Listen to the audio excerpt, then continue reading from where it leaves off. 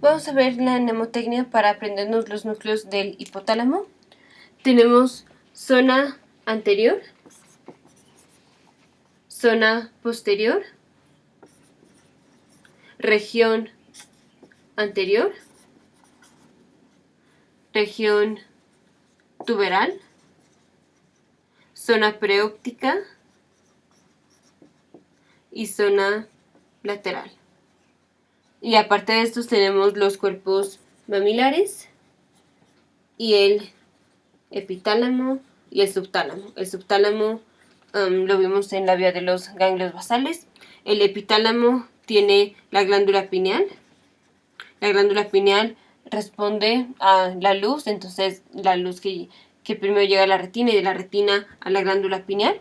Y la glándula pineal secreta melatonina, serotonina y colecitoquina. Y la glándula pineal no tiene neuronas, solo tiene los pinealocitos y células glía. Ok, ahora ya vamos a la parte difícil. En la zona anterior tenemos el núcleo anterior del hipotálamo.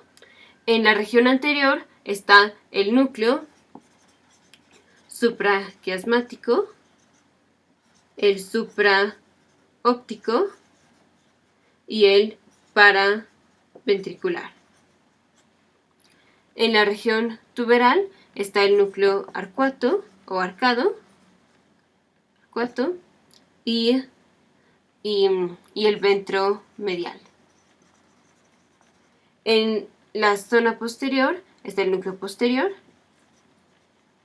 En la zona preóptica ya está el núcleo preóptico y en la zona lateral el núcleo lateral. Ok, entonces vamos a aprenderlos más o menos en pares.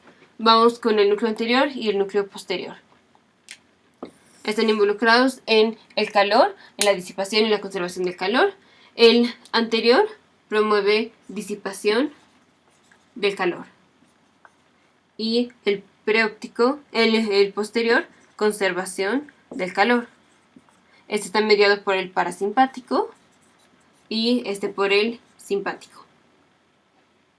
Entonces, si se daña el núcleo anterior, entonces el paciente no va a tener disipación del calor y entonces le da hipertermia. Si se daña el núcleo posterior, el paciente no conserva el calor y todo el tiempo está frío o tiene poikilotermia, en donde también tiene problemas para regular la temperatura de su cuerpo. Ahora el supraóptico y paraventricular. Estos son los que liberan la oxitocina y la hormona antidiurética. Pero el supraóptico libera más hormona antidiurética que oxitocina y el paraventricular libera más oxitocina que hormona antidiurética. Y al final de esto vamos a ver la mnemotecnia para cómo aprendernoslos muy rápido. El núcleo arcuado produce dopamina que inhibe la secreción de prolactina en la pituitaria anterior. El núcleo preóptico produce la GnRH, la hormona liberadora de las gonadotropinas. Ahora vamos con el lateral y el ventromedial. Estos están involucrados en el hambre. Tenemos hormonas, leptina y grelina.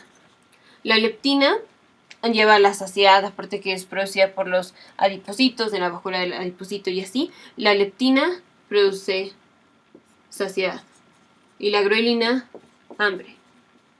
También tenemos el neuropéptido Y, que promueve el hambre o el apetito. Y la alfa, hormona estimulante de los melanocitos, que inhibe al neuropéptido Y. Entonces, la leptina promueve que la propia melanocortina se rompa en la hormona estimulante de los melanocitos alfa y entonces hay inhibición del neuropéptido Y. Y la grelina aumenta el neuropéptido Y. Ahora, aunque esto también tiene un poco que ver con el núcleo arcuado, porque la grelina estimula al núcleo arcuato a producir el péptido Y. Y la leptina ya va al núcleo arcuato y disminuye la producción del neuropéptido Y. Pero bueno, también leptina y grelina van a actuar en el núcleo lateral y en el núcleo ventromedial. Entonces, en el núcleo lateral, cuando está activado, es cuando el paciente le da hambre. Y cuando el núcleo ventromedial está activado, el paciente tiene saciedad. Entonces, la leptina estimula el núcleo ventromedial y la leptina inhibe al núcleo lateral. La groelina entonces estimula al núcleo lateral e inhibe al núcleo ventromedial. Aquí. Entonces tenemos el núcleo anterior, media disipación del calor; el núcleo posterior, conservación del calor; el núcleo preóptico, liberación de la hormona liberadora de las gonadotropinas; núcleo arcuato, liberación de dopamina; el núcleo lateral promueve el hambre; núcleo ventromedial produce saciedad. El supraquiasmático, que está involucrado en el ciclo circadiano; y supraóptico produce más ADH que oxitocina, y paraventricular más oxitocina que hormona antidiurética. Ahora la mnemotecnia es para el núcleo anterior y el núcleo posterior. Vamos a pensarlo como las chamarras se hacen y en donde más peluche tienen es en la parte anterior del cuerpo, en la parte del tronco. ¿Por qué? Porque en la parte anterior es donde más se disipa el calor. Entonces, como lo pensamos, como si en la parte anterior del tronco es en donde más peluche hay en la chamarra, porque en la parte anterior es en donde hay disipación del calor. Entonces en el núcleo hipotálamo, en donde se hace disipación, va a ser en el núcleo anterior. Y al revés, entonces en la espalda no hay mucho peluche, entonces en el núcleo posterior es en donde se conserva el calor. No se necesita que haya peluche en la chamarra porque el núcleo posterior ya lo está conservando. Entonces así vamos a pensarlo como si las partes del tronco anterior y posterior correspondieran a los núcleos anterior y posterior del hipotálamo. Entonces núcleo anterior, media disipación; núcleo posterior, conservación del calor; daño al núcleo anterior, hipertermia; daño al núcleo posterior, poikilotermia. Luego, para el supraóptico y paraventricular. El supraóptico, dijimos, libera más hormona antidiurética que oxitocina. Entonces, ¿cómo lo pensamos? La hormona antidiurética tiene que ver con el agua, hace reabsorción de agua, y entonces, ¿qué? Cuando hay mucha hormona antidiurética, cuando hay mucha agua, el paciente o la persona ya está hasta aquí del agua, está hasta arriba de los ojos, supraóptico. Y luego, el paraventricular, entonces es la oxitocina. Luego, el núcleo ventromedial y lateral. Cuando la persona come, de donde crece es de la parte medial. Entonces ya cuando acaba de comer ya tiene saciedad. Y una persona que no ha comido está flaca del lado lateral, entonces el núcleo lateral medía el hambre.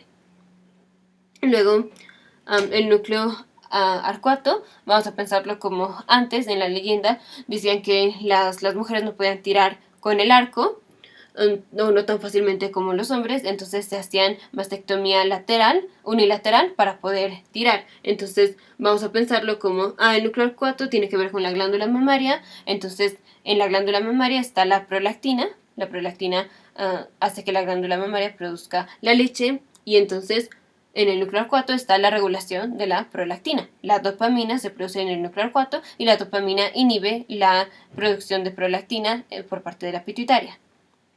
Y en el núcleo preóptico es donde se produce la hormona liberadora de las gonadotrofinas, que es la FSH y la LH. Entonces es la folículo estimulante y la luteinizante, que son producidas por la glándula pituitaria, la pituitaria anterior.